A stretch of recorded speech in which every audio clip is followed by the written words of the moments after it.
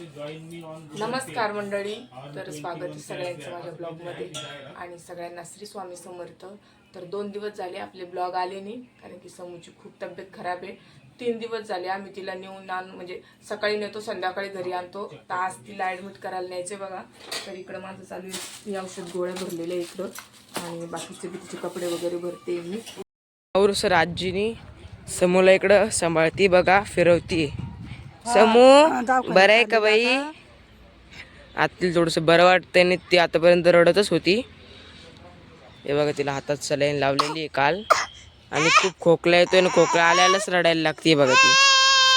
काय काय चालायचं तुला? थांब ना बा, चाल चाल चाल, थांब थांब, मी फोन मम्मीला फोन देऊ ना, तुम्ही मम्मीला फोन देऊ ना, तर मग आपण दोघ खेळू. हा चालतं.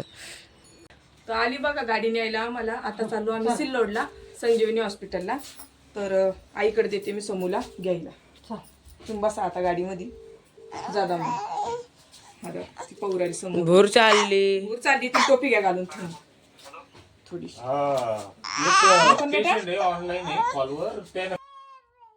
तर आई घेऊन बसताय बघा समूला गाडीमध्ये.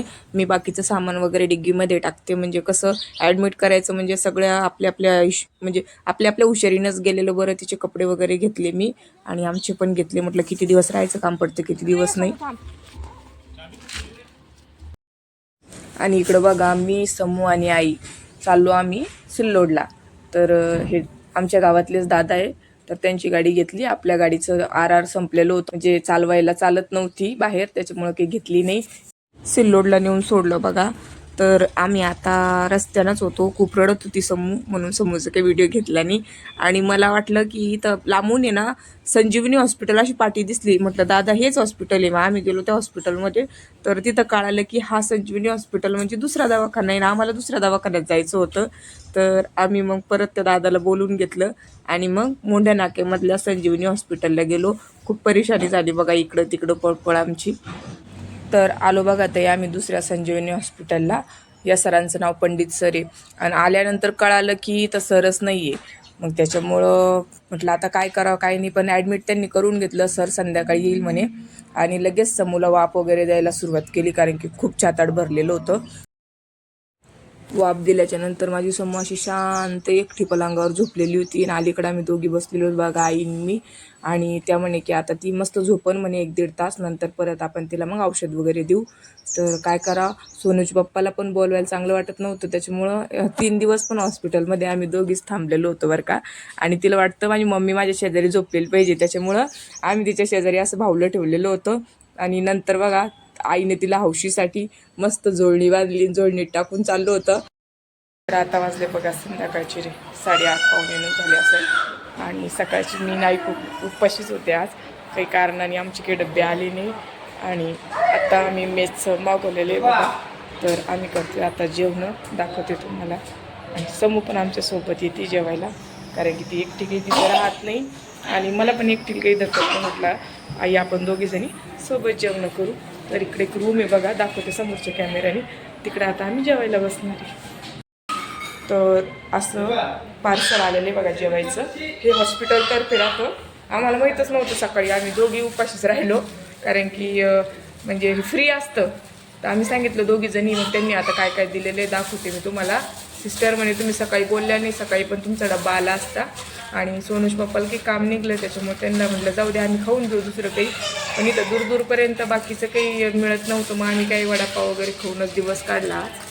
तर काय काय दाखवते मी. काय त्याच्यामध्ये भात आलेलं आहे बघा, हळूहळू काढा. 2 पिशव्यात भात आहे वाटतं आता. वरण भात भाजी आणि इकडं चपात्या आहे वाटतं. आलो बघा आम्ही काल रात्री घरी आणि आज दाखवते मी तुम्हाला आमच्या कुरड्या.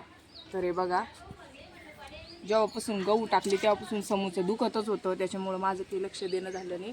तर आईनी आणि आमच्या शेजारच्या सासूबाईंनी त्यांनी ह्या कुरड्या करून घेतल्या. अशा आल्या बघा आपल्या कुरड्या. काल परवा घातल्या होत्या, 2 दिवस वाळवल्या आपण आणि आता डब्यात भरून ठेवणं चालू आहे. तर हा एक डब्बा भरतो आणि इकडं बघा हा एक डब्बा भरतो आणि एवढा निघलेला आहे याचा चुरा. तर आपल्या कुरड्या कशा झाल्या कमेंट करून सांगा. मागच्या वर्षीच्या याच्यापेक्षा छान झाल्या होत्या पांढऱ्या शुभ्र. समू थोड्याशा अशा लाल सर्दी सुरू आहे. घेऊन ये बाई ते आता तळ्यावर कशा निघतात. तळल्यावर आपण बघितलं होतं काल रात्री, पण छान आलं मस्त पांढरं आलं. तळल्यावर पांढरं होईल ना मस्त. समू तुला खायच्या? समू आता बरं लागतंय बघा. समू मस्त बोलतीये खेळतीये. काय तुला लागतं का? धर. नाही पिल्लू, नाही समू, नाही नाही ना वा, नाही छोटी ना अजून. चला आम्ही इकडे वाळत घातली बघा. माकडं होते त्याच्यामुळं म्हटलं इकडे कसं आईचं यांचं लक्ष राहतं. आणि आता वाजले बघा संध्याकाळचे 4. संध्याकाळचे नाही, दुपारचेच म्हणता येईल. 3:30 पावणे 4 झालेले बघा. आणि आज आमचं चालू आहे लसूण काढणं. तर दाखवते मी तुम्हाला आपल्या कांड्या किती पोचलेले आहेत. तर इकडं बघा, सोनू शाळेतून आला आत्ताच, फ्रेश वगैरे झाला आणि लगेच त्यांनी पार्सल लिहायला घेतलेले बघा इकडं. कारण की त्याचे पप्पा घरी नाही आहे, पप्पा गावाला गेलेले काही कामानिमित्त. तर तो म्हणे आपण तोपर्यंत पार्सल पेंडिंग कशाला ठेवायची आहे, कारण की पेशंट वाट बघत राहते ना समोरचे, की आम्ही तर पेमेंट केलं अजून पार्सल का बरं नाही आलं. त्याच्यामुळे तो म्हणे मम्मी मी सगळे पार्सल तुला लिहून देतो, तू पॅक कर आणि पोस्टात नेऊन टाक.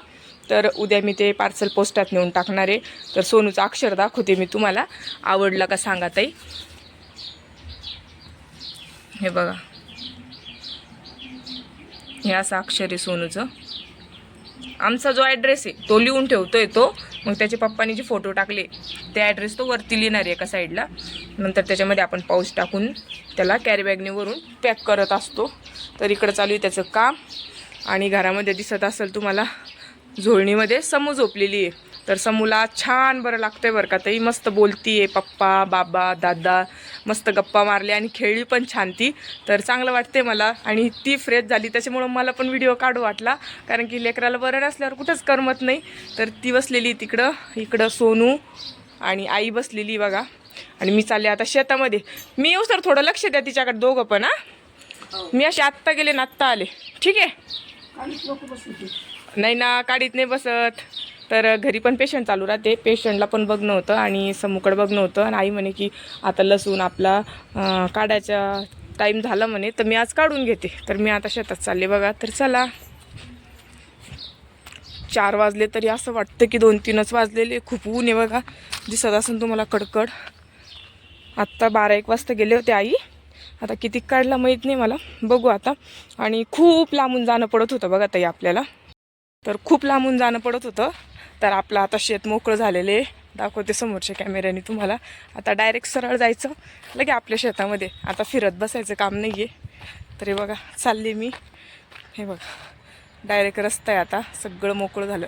आमच्याकडं तर लागला बघा उन्हाळा. आता लगे बिलकुल बघा घराच्या बाहेर पण निघू वाटत नाही. लगे चटचट ऊन लागतं. पण आता काय, आता उन्हाळा लागला म्हटल्यावर शेतीचे परत कामं येतात. एवढीशी मक्का उभा आहे आपली, बाकी सगळी सोंगली बघा. इकडं दसकट वगैरे आहे. आता नांगाट्या वगैरे झाले की लगेच आम्हाला कामाला लागावं लागेल. आता मला पण जावंच लागणार आहे. ऐकून टिकून काही जमणार नाही, कारण की आता जाळ पोळ करावं लागतं. म्हणजे आता गव्हाचं वावर असल्यामुळं सगळं चेतून द्यावं लागत असतं ते. तर 2-3 जणी लागते शेतामध्ये, कारण कुणीकडं पेटत निघतं ते. इकडं बघा, इथं आपल्या शिवबाबळ होत्या, त्या तोडून नेल्या. आता सगळं भोंडच दिसतंय. सगळं असंच पहिले छानच हिरवगार दिसत होतं, तर त्या लोकांनी नेल्या बघा इथले शिवबाबळ वगैरे कापून. हे काय इकडं बारीक काड्या पडलेल्या आहेत, तर ह्या आपण नेऊ मोडून जळतानासाठी. आणि आपली जे मळं आहे म्हणजे 1.25 एकर आहे. तर 1.25 एकरमध्ये हा जो समोर गंज दिसतोय एवढी झाली बघा मक्का. पाणी खूप कमी पडलं होतं ताई त्याच्यामुळं. पण कणस बरे दिसत आहे, होईल चांगली. आमच्याकडं पाण्याची कमतरता असल्यामुळं माल एवढा होत नाही. कारण पाणी असलं तर अजूक लोकांचे गहू पेरणं, म्हणजे अजूक 1-2 पाणी दिलेले गहू आहे छोटे छोटे, अजूक महिनाभर त्यांचे गहू सोंगायला येत नाही. आणि आम्ही खाणं पण चालू केले बघा गहू. तर इकडं बघा चारा वगैरे राहिलेला आहे जमा करायचा. इकडं थोडीशी मक्का राहिलेली आहे. आणि हे बघा आपले रामफळ. तर मागच्या व्हिडिओमध्ये बघितले आपण, आईला काही रामफळ दिलेलं. आमचं काही शेती येणं होत नाही, तर नेते याचे रामफळ कोणी पण तोडून. तर चला, आपले पण शिवबाबूळ तोडणं झालेले आहेत ताई. आपल्याला शेततळं करायचे त्या जागेवर, त्याच्यामुळं आपल्याला तिथले झाडं तोडून घ्यायचे. तर मी तर शेतात आलेच नव्हते, नाही पण आले नव्हते. तर आज बघू काय काय झालेले, काय काय नाही. सगळं गवत आहे बघा इकडं. बघा रस्ता पण नाही जायला. ऐको तिकडं पण चारा जमा झाला आपला, मक्काचे कणस. आणि इकडं चालू आहे आपला लसूण काढणं. तर हे दिसत असेल तुम्हाला इकडं सगळं. इथं शेतो चातो केला आईनी, काड्या जमा करून ठेवल्या. आता इथं शेततळ होणार आहे, तर इथलं सगळं काढणार आहे बघा आपण. तर ही अलीकडची आरी बघा, याचं लसूण काढणं झालेलं आहे. दाखवते मी तुम्हाला समोरच्या कॅमेऱ्यानी, आणि कांड्या केवढ्या ते पण दाखवते बघा. तर इकडं बघा अशा मोठ्या मोठ्या याच्या वेगळ्या जुड्या बांधणारे आणि छोट्या याच्या वेगळ्या जुड्या बांधणारे. तर इकडं उपटून आणून टाकला आम्ही लसूण. आता तिकडं काही राहिलेलं आहे ते आई काढून घेऊ राहिल्या. तोपर्यंत मी याच्या गड्ड्या बांधून घेते. तुम्हाला आपलं जे गव्हाचं शेत दिसत असेल, तर ह्या शेताला सगळं आता तशीच नांगाटी नाही करत आमच्याकडं. याला अगोदर पेटून देता. सगळं पेटून झालं की मग काळं खाप वावर होऊन जातं आणि त्याच्यानंतर नांगाटी करता. तर याला पेटून द्यावं लागणार आहे आम्हाला संध्याकाळच्या वेळेस असं येऊन. तर इकडे हे ठिबक वगैरे उचलून ठेवावं लागल. इस्तू वगैरे उडतो तो, हे बघा. आणि आपल्या आंब्याला केवढाले आंबे आलेले दाखवते मी. ह्या वर्षी खूप कमी आंबा फुटला बघा. खूप आंबे येत असते, दिसत असेल तुम्हाला छोटे छोटे. थांबा, नाही दिसत वाटतं. खूप बारीक आहे, आणखी नाही दिसत. खूप बारीक आहे बघा, दिसून नाही राहिले ते अजून. पण खूप कमी फुटला यंदा आंबा. लय आंबा फुटत असतो आमचा बघा मंडळी. पहिले आम्ही या शेतातून जात होतो, तुम्हाला दाखवत होते मी. इकडं त्यांनी याचा बगीचा लावलेला होता, कशाचा, डाळिंबचा. तर ते डाळिंबचं काही दिसतच नाही मला, खराब होऊन गेले वाटतं झाडं. आणि इकडं बघा त्यांनी टरबूज लावलेले होते. तर पाणी नसल्यामुळे त्या टरबुजाची काय अवस्था आहे. सगळ्या शेतामध्ये असे पडलेले बारीक बारीक टरबूज बघा. पूर्ण आता ही अंगावर पडली ही शेती. घरून पैसा गेला बघा याच्यामध्ये. तर खूप अवघड आहे शेतकऱ्यांचं इकडं. आणि मला जोरजोरात आवाज येत होता सोनूचा शेतामध्ये की लवकर पळते लवकर पळते. तर मी पळत आले बघा, दाखवते समोरच्या कॅमेऱ्याने तुम्हाला. यायच्या आधी कशी उठून बसलेली इकडं. समू कोणा बोलो. तर हे बघा ताई, तिची तब्येत एवढी खराब झाली. डोळे बघा किती मोठे मोठे दिसते, खोल खोल गेले. आणि सगळे शर्ट तिला असे ढिकले उरायले.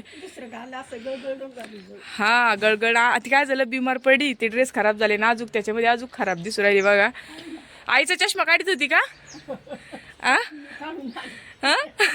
काहीच धंदे नाही बरं का. आईला इकडे बोलवायचं आणि तिचा चष्मा काढायचा आणि त्या चष्म्यासोबत खेळायचं राहतं तिला. आहे ना समोर आहे ना बेटा? तू खराब झाली पिल्लू. आज तू सांगा ना आता कमेंटमध्ये, समूची तब्येत खराब झाली का कशी येतं.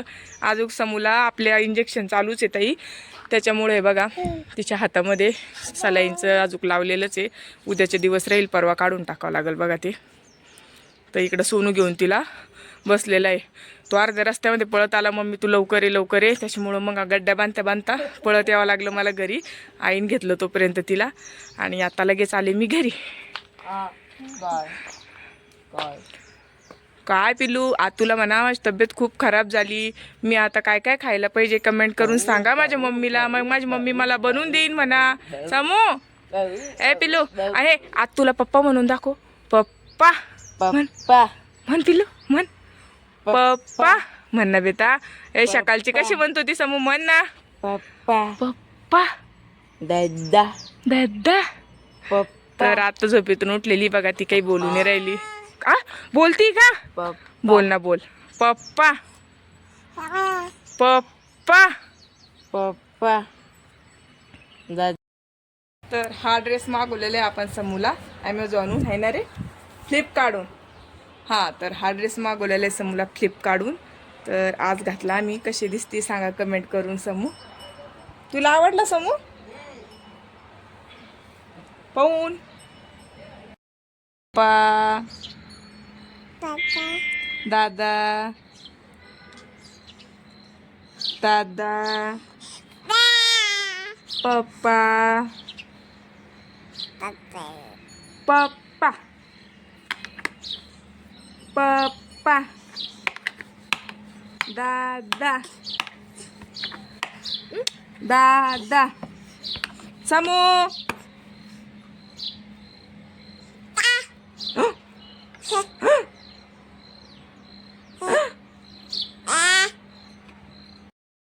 दोन दिवसाचा एकच ब्लॉग बनवला बघा मी. तुम्हाला आवडला असेल तर कमेंट करून नक्की सांगा. धन्यवाद.